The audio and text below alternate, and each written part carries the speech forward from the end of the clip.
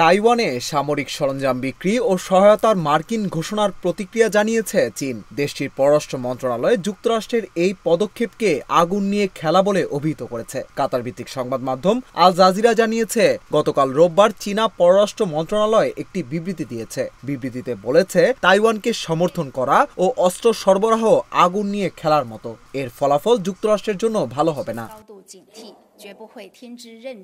এর আগে গত শনিবার মার্কিন প্রেসিডেন্ট জো বাইডেন তাইওয়ানের জন্য সামরিক সরঞ্জাম ও প্রশিক্ষণের জন্য 57 কোটি 10 লাখ মার্কিন ডলার পর্যন্ত সহায়তা অনুমোদন করেছেন। এছাড়া মার্কিন প্রতিরক্ষা বিভাগ শুক্রবার জানিয়েছে 29 কোটি 50 লাখ মার্কিন ডলারের সামরিক সরঞ্জাম বিক্রির অনুমোদন দেওয়া হয়েছে।